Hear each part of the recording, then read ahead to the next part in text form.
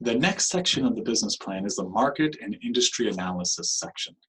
In this section, we're going to try to identify the market, its size, growth potential, and any kind of trends that might be going on in the market that we want to be aware of. Now, typically when I see this section, I see two different forms of research put into the section: primary market research and secondary market research. Now, primary I don't see as often, and primary market research is basically research that's done by yourself that's specific to your product or service.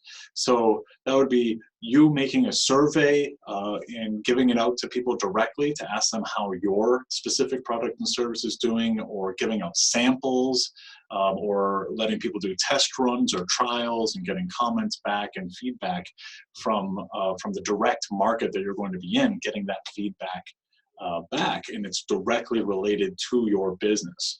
I don't see that as nearly as much as I see the secondary market research done. The secondary market research is basically not specific to your business, it's business in general, right? So if you were to go online and just research your particular industry, you know, anywhere from trade groups to associations or government agencies are constantly getting information from industries to see how the economy is going, and they put these reports online, and that's where we get our secondary market research. The Portland Public Library, great reference. They pay a lot of money to get access to databases, so there's a lot of research you can get from them. The SBDC itself can order a market research report for you from SBDC.net. So there are a lot of different ways that you can get a market research report, from your own research to the library to SBDC.net. So please use that information. When we're thinking about what information we need, I commonly tell people to think of a funnel, right? And you're starting out on a wide scale, and you're trying to bring down that scale to your own specific market.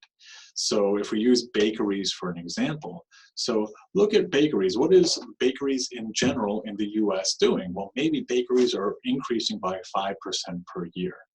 Now, why is the trend needed or important? It's because in our financial projections later on, we're going to do year 2 and year 3 on an annual basis. And that trend that we just found, that 5% per year, we're going to put that into the financial projections. And now we have some information to back up why we think our business is going to increase year over year, right? But so first we look at the national, and then we bring it down to a region. So what are bakeries doing in New England? And maybe bakeries are just flatlined, right? So there's just as many opening as closing. So it really isn't doing much. Okay, that's an important piece of information.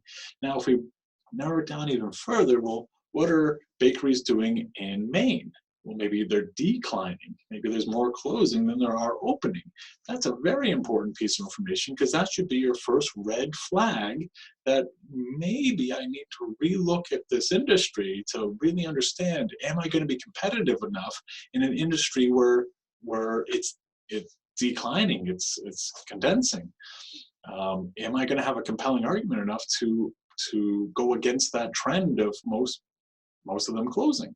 So what we try to do is we're trying to fill our head with enough information, and as granular as you can go, the better. If you could even narrow it down to the region of Maine you're going to begin, that's even better. But we're trying to figure out what is the size and what are the trends. Now, when I say size, some people do ask me, well, what do you mean by size? Do you mean the number? Do you mean what? So size typically is two different things that we're thinking about. One is number. So for instance, there are so many diabetics in Maine. Great, that's one. The other one is, how much are they spending? What is the size of their budget, so to say, per year? So there are so many diabetics in Maine, and they spend so much on insulin per year. Well, now with those two pieces of information, I have a pretty good idea about the size of my market now. I know the number, and I know how much they're spending.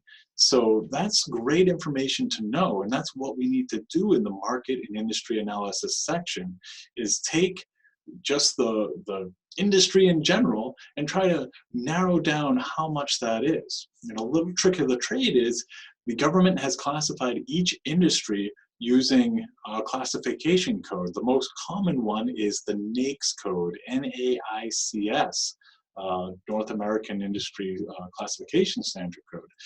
And it's a 6-digit number.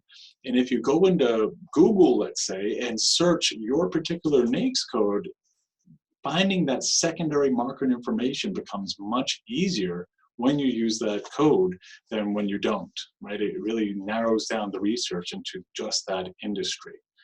So this section is to try to figure out what is industry doing, what's the size, what's the trends.